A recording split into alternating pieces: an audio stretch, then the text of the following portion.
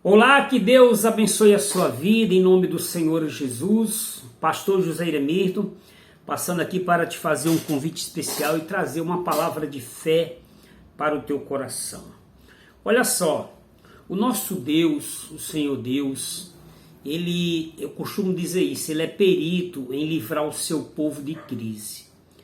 Sempre houve crise, sempre houve pandemia na Bíblia, sempre houve assolações, mas Deus, por sua vez, sempre livrou o seu povo.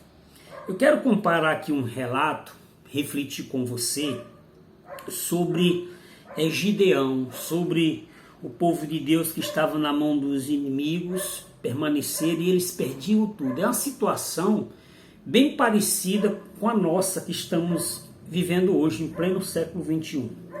Aqui, na Bíblia, no livro de Juízes, o capítulo de número 6, eu vou ler só a introdução para você entender a situação que eles estavam enfrentando, que era bem parecido com a de hoje. E olha só, Juízes, capítulo 6, do verso 1 em diante, diz assim, ó: porém os filhos de Israel fizeram o que parecia mal aos olhos do Senhor. Vai entendendo. E o Senhor os deu na mão dos midianitas por 7 anos. E prevalecendo a mão dos midianitas sobre Israel, fizeram os filhos de Israel para si, por causa dos midianitas, as covas que estão nos montes, e as cavernas e as fortificações. Porque sucedia que, semeando Israel, subiam os midianitas e os amalequitas, e também os do Oriente contra eles subiam. O versículo 4 diz assim: e punham-se contra eles em campo, e destruíam a novidade da terra até chegar a Gaza, e não deixavam mantimento em Israel, nem ovelhas, nem bois, nem jumentos. Versículo 5. Porque subiam com seus gados e tendas, vinham como gafanhotos a tanta multidão que nem se podia contar. E nem eles, nem os seus camelos, e entravam na terra para o destruir. O versículo 6 do capítulo 6 de Juízes diz assim: assim Israel empobreceu muito pela presença dos midianitas. Então os filhos de Israel clamaram ao Senhor. Eu quero parar aqui nesse verso 6, que é só a introdução. Veja se não é bem parecido com a história de hoje. Israel, tudo que plantava, tudo que eles semeavam, os midianitas, os amalequitas e outros povos vinham, saqueavam eles e tomavam todo o seu sustento, a ponto deles começarem a ficar em casa, trancado, como nós estamos vivendo hoje. E eles não podiam sair, decreto, porque se eles saíssem, o inimigo vinha, assolava eles. E aí o que foi que eles fizeram? Eles clamaram a Deus. Mas mesmo clamando a Deus, muitos deles não saíam de casa, ficaram trancados. Apenas um homem, chamado Gideão, resolveu ir para a batalha. Gideão, eu gosto de falar essa palavra e lembrar, ele não ficou dentro de casa trancado às portas, ele foi batalhar para fazer alguma coisa. Ele não aceitou, então todo mundo parou, mas Gideão ficou lá cultivando a sua terra, plantando, até que certa feita Deus viu o esforço dele e Deus veio e falou com ele. O capítulo 6 e o versículo 12, já resumindo para você, o anjo de Deus vem, teofania, forma de Deus em homem, e eu começo a observar o Gideão batalhando, trabalhando. Aí o anjo diz assim: então o anjo do Senhor lhe apareceu e lhe disse: o Senhor é contigo, varão valoroso. Olha que coisa tremenda.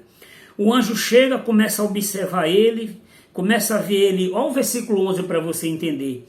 Então o anjo do Senhor veio, assentou-se debaixo do carvalho que está em Ofra, que pertencia a Joás, a Biezrita. Gideão, seu filho, estava malhando trigo no lagar para o salvar dos medianitas. Então, enquanto todo mundo estava trancado, Gideão, além de orar, porque a oração ela precisa ter ação, oração, ele foi lá batalhar. E aí Deus se agrada dessa situação, olha para ele e o Senhor diz: o Senhor é contigo, varão valoroso. Mas o Gideão, o Gideão ele estava indignado. Ele olha para o anjo do Senhor e diz: se o Senhor é comigo, conosco, por que está acontecendo essa situação? O que é feito dos teus sinais dos teus milagres? Talvez você que me assiste, me escuta, você também esteja fazendo essa pergunta. Por que Deus está permitindo essa situação? Por que eu estou vivendo nessa situação? Por que as coisas se agravam a cada dia?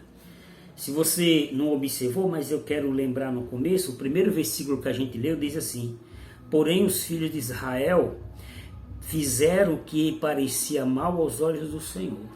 Será que a humanidade não tem feito o que é mal perante o Senhor? Porque nós sabemos as consequências dessa pandemia, já estava rodando no mundo e deixaram rodar o carnaval.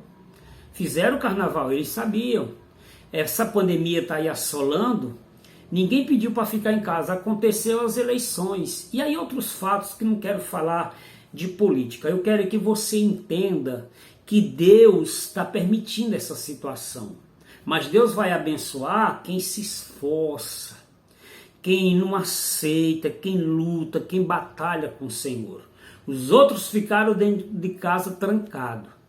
Gideão foi batalhar. Além de orar, ele foi pelejar. Não adianta ficar só dentro de casa orando. Busque a palavra de Deus. Procure uma maneira de você sair dessa situação. Não tenha medo da crise.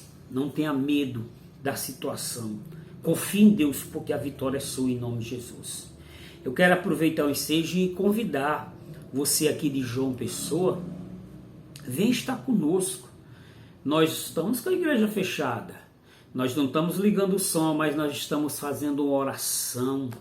Nós estamos ungindo quem vem no culto. Nós estamos lendo a palavra. É rápido, mas saia da sua casa e vamos buscar a presença do Senhor.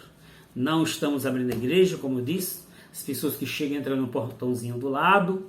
Nós fazemos uma oração, nós ungimos as pessoas, nós lemos a palavra e tomamos posse da vitória. O governo, o político, o enviado do mal pode fechar a igreja, pode fechar o mercado, mas não pode fechar a nossa boca, não pode fechar a tua boca de clamar a Deus. E jamais eles conseguirão fechar os céus. Então, ore. Se você não pode vir na igreja, junte a sua família, ore em casa. Chama o seu vizinho, todo mundo de máscara, com álcool em gel. Ore que nós vamos combater esse mal. Nós vamos lançar por terra, então é no poder da oração. Então eu conto com você neste domingo, às 6 horas da noite. Chegue 6 horas em ponto, porque 6h30 já encerramos.